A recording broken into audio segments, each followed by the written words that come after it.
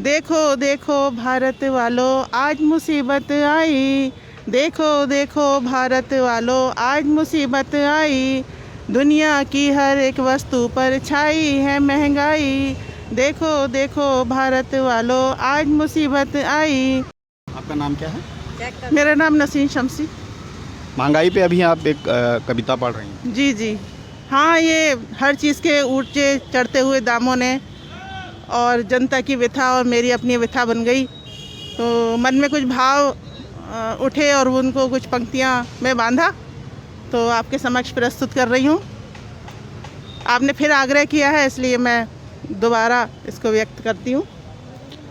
देखो देखो भारत वालों आज मुसीबत आई, देखो देखो भारत वालों आज मुसीबत आई, दुनिया की हर एक वस्तु पर छाई है महंगाई, देखो देखो भारत वालों आज मुसीबत आई। सब्ज़ी मंडी में जब हमने अपना कदम बढ़ाया, आलू प्याज लौकी बैंगन सबने मुंह फैलाया, उल्टा हमको खाने दौड़े कैसी आफत आई, ईंधन की क्या बात करे उसने भी जान जलाई, सिलेंडर ने जान जलाई, देखो देखो भारत वालों आज मुसीबत आई। सोने की क्या बात करें चांदी तक हाथ न पहुँचे, लड़के वाले शादी करने ऊंचे घर घर पहुँचे, सर पे चुनरी वाली लड़की रह गई लची लचाई, सर पर चुनरी वाली लड़की रह गई लची लचाई, शौक ही शौक है बिन पैसे अब कैसे करें बंधाई, देखो देखो भारत वालों आज मुसीबत आई। आटे ने मुंह मोड़ लिया है चीनी रोटी बैठी, दालें अपनी अकड़ दिखाती चीनी रोटी बैठी। चलिए, ये आप महंगाई पे, जो महंगाई का दर्द है, जो पिछले दिनों से महंगाई बढ़ रही है, उस पर आप इन्हें सुन रहे थे। मैं अतीक खान द लीडर में आपका स्वागत है। बरेली में आज बहुत सारी महिलाएं जो हैं वो महंगाई के विरोध में सड़कों पे आई हैं। वो अपना विरोध जता रही हैं और सरकार से मांग कर रही हैं कि महंगाई के प्रति, जो बढ़ती महंगाई है उसके प्रति सरकार को ध्यान देना चाहिए और महंगाई कम करना चाहिए। हमारे साथ हैं राफिया शबनम जी। हम उनसे बात करेंगे कि आखिर क्यों उन्हें जो है महंगाई के ख़िलाफ़ बाहर निकलना पड़ा। जैसा कि आप सब देख रहे हैं कि सारे देश में महंगाई बहुत बुरी तरह से बढ़ गई है, तो मुझे पहले तो इस बात पर ताज्जुब है कि बहुत सारे संगठन हैं, समाज सेवी हैं और अपने आप को समाज सेवी होने का दावा भी करते हैं, लेकिन अभी तक अपने शहर में ही मैंने नहीं देखा कि संगठन आकर कोई इसका महंगाई का विरोध करता, जबकि ये हर चूल्हे की बात है, हर घर की बात है, हर किचन की बात है। और जबकि ख़ास करके बात है ये उन गरीबों की, उन रिक्शा वालों की, इन ऑटो रिक्शा वालों की, कि किस तरह से वो अपने घर में खाना बना रहे होंगे, बना भी रहे होंगे या नहीं बना रहे होंगे। सरकार को इस बात से कोई फ़र्क नहीं पड़ता। सरकार कह रही है कि हम नवंबर दिसंबर तक गेहूं देंगे, चावल देंगे। अब उनसे ये पूछे कोई जाकर कि तेल भी डलेगा, उसमें नमक भी डलेगा, मिर्च भी डलेगी और शक्कर की भी ज़रूरत होगी, तो ये तेल जो है ये 200 रुपये, हमने आज तक जीवन में नहीं देखा कि 200 रुपये किलो सरसों का तेल बिकता हो। उसके बाद पेट्रोल और डीज़ल, अगर पेट्रोल और डीज़ल का ये हाल है तो जाहिर सी बात है कि सारी चीज़ों के दाम बढ़ जाएंगे। और जो सिलेंडर, बीजेपी से पहले जो सरकार थी उसमें स्मृति ईरानी सिलेंडर उठाकर घूमा करती थी कि भाई बहुत महंगा हो गया, तो 400 रुपये उस टाइम था, आज 840 है। अब वो सिलेंडर उठाकर क्यों नहीं घूम रही हैं? कम से कम महिलाओं की बात तो सुननी चाहिए। बहुत महिलाओं की हितैषी बनती है। तलाक का बिल आया था कि सब महिलाओं की बात हो रही है, हम महिलाओं का बड़ा सुरक्षा करते हैं, तरह तरह के रोमियो स्कॉट ये वो बनते हैं। अब आपको घर के चूल्हे नहीं दिखते कि वो औरतें जला भी रही हैं या नहीं जला रही हैं। मेरे साथ मेरी इतनी बहनें हैं, आप उनसे पूछिएगा कि किस तरह से उनको घर चलाना मुश्किल हो रहा है। तो मैं चाहती हूँ कि जल्द से जल्द जो ज़रूरत की चीज़ें हैं, दाल आटा चावल, इस तरह की चीज़ों को तो कम करना ही चाहिए, ताकि हमारे घर की रोटी जो है, गरीब की रोटी चलती रहे और गरीब जो है आत्महत्या करने को मजबूर ना हो। तो मेरी केंद्र सरकार से और राज्य सरकार से, ज़िलाधिकारी के माध्यम से ये मांग है और ये मांग जारी रहेगी जब तक कोई उपाय नहीं होता। और ज़िला स्तर पर हम कोशिश करेंगे कि जगह जगह इस तरह के धरना प्रदर्शन करते रहें। तो ये राफिया शबनम जी थीं जो महंगाई को लेकर यहाँ जो है धरना प्रदर्शन कर रही हैं। इनके साथ में बहुत सारी महिलाएं हैं। हम यहाँ पे इनसे जानेंगे कि क्या मतलब बेसिकली क्या चीज़ें घर में जो हैं, जैसे तेल हम जानते हैं कि सरसों का तेल करीब 200 के आसपास पहुँच चुका है, उसके अलावा और भी क्या चीज़ें महंगी हो रही हैं जो आपके घर का बजट बिगाड़ रही हैं?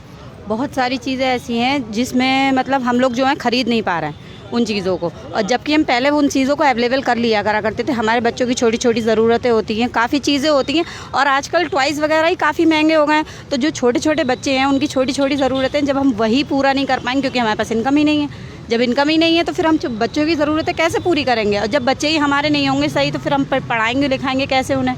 तो ना तो पढ़ाई का किसी लेवल पे कोई भी ध्यान है, और ना ही क्या नाम है खाने पीने के लिए। तो खाना पीना और पढ़ाई दो ही चीज़ें जो होती हैं एक अच्छे बच्चे के लिए एक भविष्य उज्जवल बनाती हैं। खाने पीने की जो महंगाई जो जैसे हम देख रहे हैं, पेट्रोल के दाम बढ़ रहे हैं या आटे के दाम बढ़ रहे हैं, तेल के दाम बढ़ रहे हैं, उससे क्या फ़र्क पड़ा है जो आपकी परिवार चलाती हैं आप बेहतर तरीके से? पहले तो हमारा राशन जो था 5,000, 2,000, 3,000 लगभग में इतना भी हम मिनिमम कर लेते थे। अब हम अपनी ज़रूरतें निकाल देते हैं उसमें से, थोड़ी हेल्थ ड्रिंक्स वगैरह हैं, ये सारी चीज़ें हैं। और सबसे पहले सोयाबीन है, आलू हैं, मतलब छोटी छोटी चीज़ों के लिए भी अब हमें जो है अपनी जेब को देखना पड़ता है, क्योंकि वो चीज़ें मिल नहीं पा रही हैं। इतने दाम ऊपर चढ़ गए हैं कि हम लोग जो हैं उसे ख़रीद ही नहीं पा रहे हैं। जी, आपका क्या नाम है? मेरा नाम शाहीन रज़ा खान है।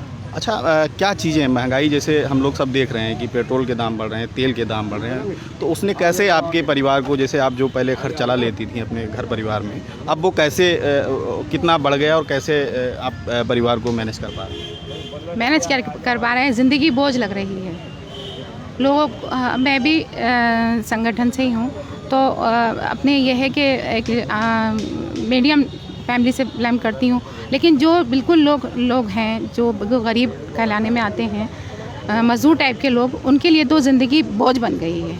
और क्योंकि मैं एक समाज सेवी हूँ, तो मेरे पास लोग आते रहते हैं कि हमारे राशन कार्ड कैंसिल हो गए हैं, हमारे यहाँ घर में राशन नहीं है, बहुत सी बातें हैं जिसके लिए वो आते हैं, परेशान होते हैं। मैं उनकी तकलीफ़ को देखती हूँ, लेकिन बेबस पाती हूँ अपने आप को कि मैं इनके लिए क्या कर सकती हूँ। सरकार से हम कैसे क्या कहें कि बताइए, हमारी बहनें हैं आज रोड पे आ गई हैं कि अपनी घर नहीं चला पा रही हैं, अपने बच्चों को ठीक से अच्छे से खिला पिला नहीं पा रही। ये कल का हमारे बच्चे कल का भविष्य है, इनका क्या होगा?